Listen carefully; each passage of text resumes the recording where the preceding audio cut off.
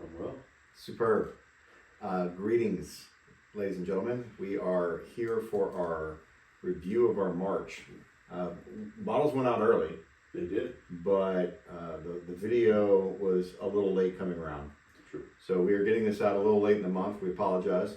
But we do have two things that I think are, one, I think we were unbelievably pleasant surprised with our Fox and Pheasant pour. Absolutely. I can't wait to share this with you because I think it's unique and I think it's, I don't know, it is, according to what their goal was, which is called balanced. I think that's the word that you're going to hear a whole lot in this video. But then again, descriptor. Yeah, but then for our society as well, I mean, you're talking about an age-old favorite that we were able to pour out for our members that we haven't addressed yet. So it's pretty cool to be able to share these two pours. I mean, we'll just jump straight in. We have had a little bit of an Irish influence. We've had Kentucky and we've had Tennessee, Colorado, New York now, California. One thing that's a huge part of the market is Japanese whiskey. Oh, absolutely. And because of the way they did the St. Patty's Day limited edition with Kentucky Owl. And by the way, before we get into it, we poured Kentucky Owl Takumi edition. A limited edition of Kentucky Owl, partnered with a Japanese master distiller for him to actually taste Kentucky-only whiskeys, blend to his own taste profile, and produce a collaboration. Which is interesting because last year at this time, we poured Kentucky Owl, the St. Patrick's Day version. In March. In March. For St. Patty's Day. For Patty's Day. Yeah. And this was not purposeful. It wasn't. This was by coincidence. It was timely because they had just released this Japanese edition. We picked it up, and both of us, I think, assumed that it was like blended in Japanese barrels or blended with Japanese whiskey or something along those lines. And we picked a couple bottles up, and we decided. Well, I passed on it multiple times because it was at Costco, and I was like, $99. I wasn't.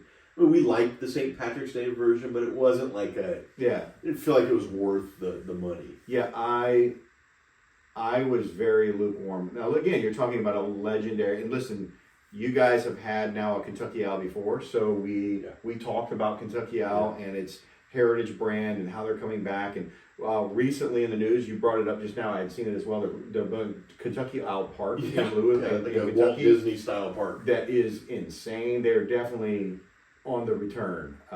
But look, they're a premium product. They release their 11-year-old rye and bourbons at like $300 and $350 straight MSRP. It's mostly cost prohibitive for a lot of us, especially as considered like a daily drinker type thing. Definitely a special occasion, but usually just too expensive and difficult to source here in California. If you're not willing to spend the big money. So Takumi edition is their take at partnering with a Japanese master distiller, and all the information and details for that are in your tasting card. But the thing that was interesting about this, Takumi means master or artisan in Japanese, and what they really were looking for was trying to find the most perfect balance they could from the whiskeys they sent. So they sent 4 different mash bills and a differing group of ages, so 4, 5, 6, and 13. Is that what you read? 13, yeah. So 4, 5, 6, and 13-year-old bourbons of different mash bills, and allowed a Japanese master distiller to blend it to his own taste. Although interesting that they sent 4 different variations and that just happened to be the one they picked with those years. I think there was 4 different samples that they sent to the master distiller in Japan. And then he looked at those and decided after he did their blending method which one they would choose, and end up being the 4, 5, 6. Well, they sent multiples. He picked those 4. And then blended those 4. Correct. And to his own, what they don't tell you is how much of what. Oh, exactly. So to get his balance is a matter of blending those properly. And trade secret. What came out was one, a pretty well-aged, or at least a well-aged profile Kentucky bourbon that is 100% Kentucky bourbon, finished in 100% American oak. It is a bourbon, just happened to be blended by somebody in another country. And that's kind of like what makes this a little bit more unique. But it is, man, yeah, it is really, really good. And I think that, it's interesting. I had a conversation with a member of the group on one of our latest pours, the Widow Jane. And they were like, meh, thought it was okay. Huh. And it's like, cool, that's cool. Yeah. Everything we pour has a very unique profile. Those are also, that is a 10, 11, and 12-year-old blend of Kentucky bourbons, just finished and cut with New York water. Yeah. And you get to feel what that does to it, right? A higher minerality in the water, and what can actually change about that. This one, I'll tell you, if you tell me there's not enough flavor or it's not well balanced, I think you're crazy. It is a very stark contrast to something that, look, we agree. Widow Jane is a good bourbon. It's not unique, and it doesn't have a complex finish. We like it. But yeah, it's easy to drink. It's easy to drink. Sometimes in a bar, it's what's available. Yeah. But this guy, and they also have, did you see the 14-year-old? I did. They have that. I saw the 14-year they have on that one. Well, it's interesting, I think, when you're about to get to this, for me personally, when I first started this journey, I used to use the term smooth for everything because I felt like, oh man, it's really smooth. But really what it was balanced. I think it was more balanced. And there's, some smoothness to it too. But I used to use that interchangeably. This particular whiskey really showcased to me what balanced means. And I think that's my biggest takeaway from sampling this, and why I enjoy it so much is because I felt like they just balanced everything so well that it checked all the boxes for me. Well, it's also unique because the more and more you drink, and look, we try to give you guys some unique stuff. So some of it is barrel proof, or some of it is a higher proof, at least, because it's a more concentrated and rare bourbon, and we try to give you as much as we can. But because of the way we have sampled, a lot of times higher proof or full proof and barrel proof is what we drink and go like, man, I can really taste the flavors of it. Like, our palate has evolved, and I don't mean to be better. It's just it sometimes takes a little more punch for us to kind of get a little different note. It's the journey we're on. Yeah, and this is 100 proof, so it's bottle and bond level proof. Yeah. Of multiple ages. But the thing for me is it goes from us talking about sometimes needing a higher proof to really well balanced somehow continues to wow us. It does. And this one takes a lot of different profiles and a lot of different notes. It reminds me of when we got into something like that Stellum that just kind of kept, or that old Lyra, the old Forester single barrel. Yeah, the States, not the Statesman, but the single barrel. The single barrel, where you can drink it 3 different times and it tastes 3 different ways because they're really well balanced. Yeah, and those are both higher proof than this one by far, which is why I think this one is actually really unique for you guys to try. Is it's extraordinarily balanced. So when I say really balanced, what does that mean? Look, Kentucky bourbons, as they age, you're going to get lots of caramel, vanilla, tobacco, right? You're going to get that a lot. And a lot of times, one of those will dominate a little bit. Well, you're also balancing the years. Yeah. So, the 4, 5, 6, and then the 13, you get a balance there of, different years in the barrel, which is going to do different things to the juice. And figuring out that right balance for it, I think they nailed it on this one.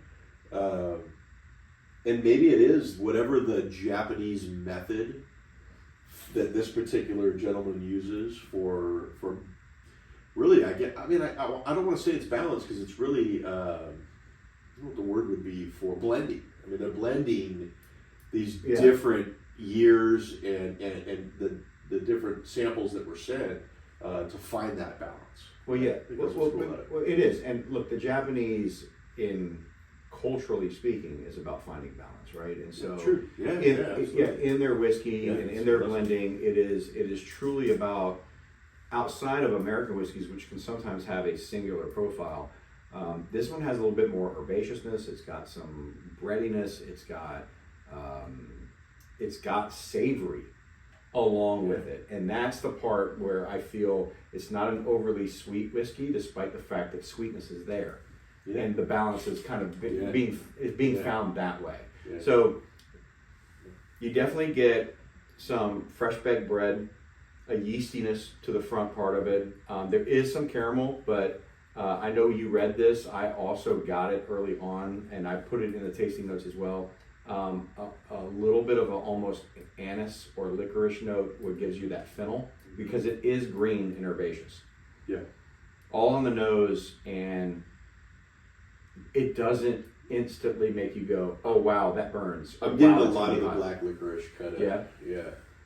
But again, not a "wow, that's alcoholic." Not at all. Not at all. And that's balanced with the herbaceousness That's around. that you mentioned. Yeah. So that will get you into some on the Like honestly, I just got a little bit of like, I don't know if it's spearmint or like a little bit of a mint kind of.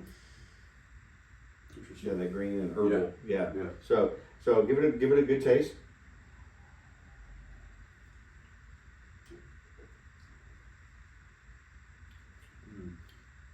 Cinnamon. Yeah. Again, that baking piece where you get bread up front is where I put the apple pie. There is like a Apple pie crust kind of. yeah. And that apple pie crust piece, and then there's leather. There's leather on the back end. Absolutely. And a really That's what there should be. Yeah, a really mild but there finish of leather. But I hate to use the word, but I told you it's going to come up like 1,000 times. It's just super balanced. Yeah, on the word wall, it's balanced today. Yeah. Interesting. The first time we tried this, Jed called me or texted me and said he had opened it and cracked the bottle and was trying it. And he's like, "Man, it's really good." I'm thinking, okay. So I did a drive-by. We've got an HQ. There's a little window here that opens up. So sometimes in the evenings, if I'm busy or he's busy, one of us needs a pour. Mostly me. I'll cruise by and get a little pour. So I came by and had some of this, and I was just blown away by how tasty it was. I had no idea. And for, I don't know, I think it was $99 or something like that at Costco. I think it retails around $130. Certain places have some better deals. They brought the price down a little bit in some areas. But I'll tell you, paying that price and bringing this bottle to a get together with friends or something like that, and people that don't drink whiskey, I think they would really enjoy. I think on a cube, this thing also turns into a little mini cocktail. Yeah. And here's what's crazy, and this is not something I feel like you can do with every 100 proof whiskey, is take a sip and just hold it. Yeah. Like hold it in your mouth, on your tongue. It doesn't get hot. It doesn't start to turn like, wow, that's a little too much, or it's not overwhelming. And you start to get raisin, and that cinnamon comes back, finishes with a light oak. And it's just really, really round and good, and there's a richness, there's a savoriness, there's a salinity, a slight salinity that when I'm thinking, because I taste like a sauteed caramelized fennel. Like when you cook that in with carrots or something like that. When I that's how I love eating fennel. But that sweet savory combo of fennel is kind of what I get in this whiskey a lot, and it's super unique. I don't get that in very many whiskeys, and it's just I think it's delicious. I would say while it's still available, because the good news on this one is the Irish limited edition I think was set to somewhere around I'm trying to remember. I know that they made double the Takumi that they did the St. Patty's Day. Yeah. St. Patty's Day sat on the shelves a long time because I feel like it was okay. Yeah. It, Well, it wasn't balanced like this, and No. it wasn't. I mean, Japanese or Irish whiskeys is a little different profile, I think. Oh, for sure. And, When you're blending with a Kentucky, but I think the fact the Japanese are such Japanese blenders and distillers have created some really incredible whiskeys. They're a lot different than what we get here in the States, but the methodology of how they go, the method of how they go about doing it, obviously warranted this kind of a collab, and I think they got this one right. I mean, I've been super impressed with it. Matter of fact, I went back and bought another bottle of this when I was at Costco the other day because they had a few more. And that's what I was getting ready to say is like, listen, I think Total Wine and Costco's around the country have some of these available. Maybe thanks in part to the St. Patty's Day. Look, St. Patty's Day we shared because we hadn't talked about Irish whiskeys. Yeah. It's still an American whiskey done like an Irish a little bit just to their profile. But it wasn't our profile. But it's not, and it's one of those where you realize how quickly a collab can maybe devalue your label. Yeah. So they redeemed themselves on this one. I think so. And this is when I say, like, go to Costco, go to Total Wine, and pick you one of these up. Yeah.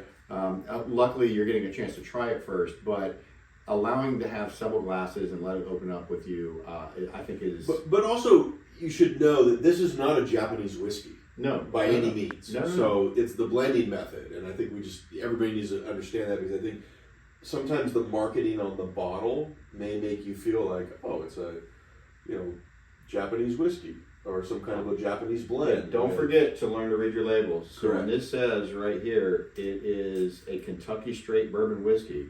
There is nothing else in this. That's right. It's a Kentucky straight bourbon whiskey. Just happens to be blended by a Japanese blender and distiller. So, but guys, go for $100. It should be in your collection because it is delicious. It's unique. It's amazingly well balanced. And you can take people who don't drink a lot of whiskey and pour this on an ice cube and have them sip it, and they'll go like, "Wow, that's really." And it's 100 proof. It's 100 proof. So typically you get that kind of a reaction from people at an 80 proof level. This is 100 proof. The other thing is, unique now that they put on here is the Wiseman's bourbon. You want to bring this up? So I did just want to bring it up yeah. that there is another variation that's a little bit less expensive that's from Kentucky Owl called Wiseman that's out there too. I want to say it's about a $40 bottle, $40 to $50 right in there. And so there are some affordable Kentucky Owl offerings out there that you can kind of test run. So I'd recommend trying that. I went back and revisited it, and when I first had it, I thought it was really tasty. And then I went back and had it again, and it tasted a little bit more artificial than I had remembered. But my palate's changing, and so. But I do recommend that was your jam for a while. It was my jam for a little while, but I do recommend it. And if you get an opportunity, I'd try it. Kentucky Owl makes great bourbon, so they just sell great bourbon. Super collectible, I mean, you're talking about a heritage brand that is now a high-end brand. I mean, there's no other way to put it. Yeah. Their Confiscated is still something that's $100, $120, and they don't even tell you what's in it. Yeah. No age, no anything. Like, I mean, the fact they can even pull that off is pretty impressive. Now you start getting to their 11, their actual age-specific stuff, and it gets into the $300 and $400 range. Although, to be honest with you, I had Confiscated a little while back as just a poor part of a flight. This is way better. I like this better than Confiscated. Oh, it's a way better product. So for me, and you know what's in it. Exactly. So for me, this is the best buy. I'd rather have that. Yeah. Personally. Yeah. So the other one's a $300 bottle. Well, Confiscated's not. No, it's $150. Yeah, it's 1 to 129, yeah. And then these guys are now about 100 to 110. The St. Patty's Day is going down like $79 now. Yeah, and then, but the Confiscated is good, but I think this is a great whiskey. We're looking up at them. Yeah, sorry. He's got bottles of it all over the wall. Sorry. Yeah. So guys, I hope you enjoy this one. This one. In a million years when I bought them, I didn't think I'd pour for the group. Yeah. And like I said, I passed it multiple times, thinking, well, we went down this road with the St. Patrick's version. I'm not ready to do that again for $100. Hey, shout out! I can tell you what turned me. Shout out to Breaking Bourbon. Okay. Because I read an article that he wrote about it where he just raved on it, and I was like, really? Because I didn't buy it, and so I went and bought it, and then kind of came back around to it, and so we're going to give them credit too, because they ended up selling multiple bottles to us, based upon the review and then the taste test. So. Oh, you're talking about the guy who whoever did the breaking. So guys, a fantastic product. I hope you enjoy it. Go get one because you can. Yeah. I guarantee you can. Yeah, right now. Right now. But I would grab one because when they're out, they're out. But it is worth it. So, appreciate we're out. You guys. Cheers. We're out. Cheers Yeah. very much, and Appreciate we will see you guys real soon.